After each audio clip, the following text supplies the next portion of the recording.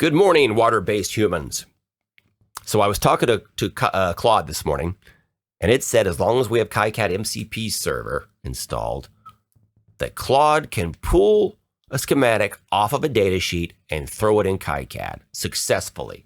And I said, that's going to put 1 trillion people out of work and save me a lot of time. Let's see if it can do it. All right, so switching to little me, I have the PCM 3060. This is a audio codec. I'm using it in one of my guitar pedals. It's overkill, but whatever. I'm using it for other reasons. So this is kind of a schematic and kind of a data sheet. It's kind of tricky. We've got capacitors here. That's what I'm mostly concerned about, to be honest. But it's got the values down at the bottom. So that's cool. So regardless, I said, all right, Claude, I wanted PCM 3060. Here's the link to the exact data sheet from ti.com and use the block diagram on page 39. To my knowledge, I did not see like a real quote unquote schematic, an example schematic in this data sheet. So Claude went to work and it said, I'm having trouble reading your schematic here. I'm just going to figure something out.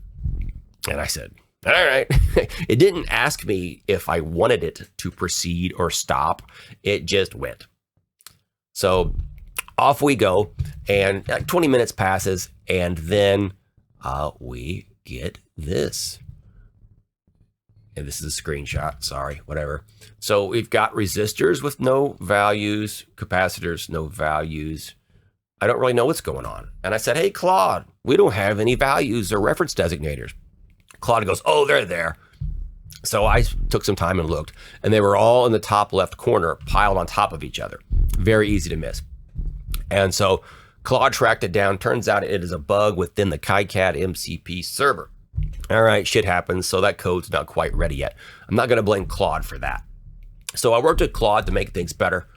And Claude was able to fix them using Python scripts. And I also gave the schematic to Claude, which kind of completely defeats the purpose of the MCP server, but what are you going to do? So, but we worked together and we eventually fixed it and we got it to this stage. And okay, we've got R2 that's 10K. Well, the only problem with that is I don't see 10K on the data sheet anywhere. Okay, we've got a lot of passives, like 100 nanofarad. That makes sense, bypass caps.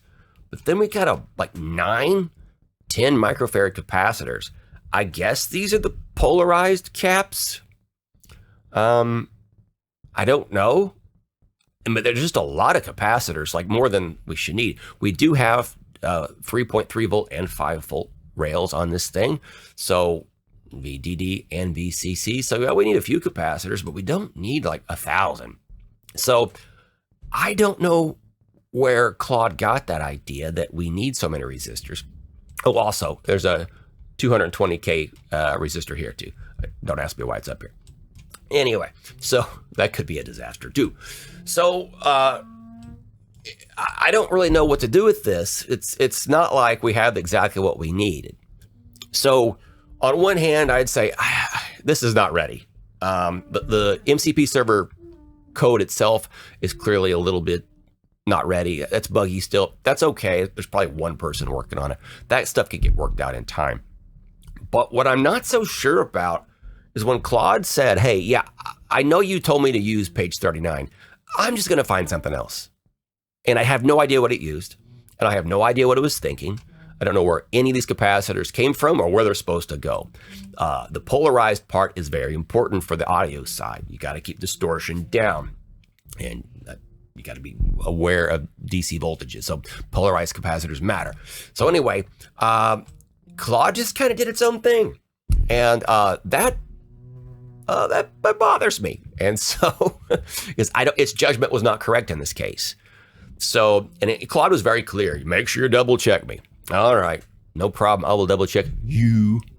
But in the future going forward, I don't know what to expect. But I was really hoping that with Kicad, I could automate a few of the more time consuming aspects. Not happening today.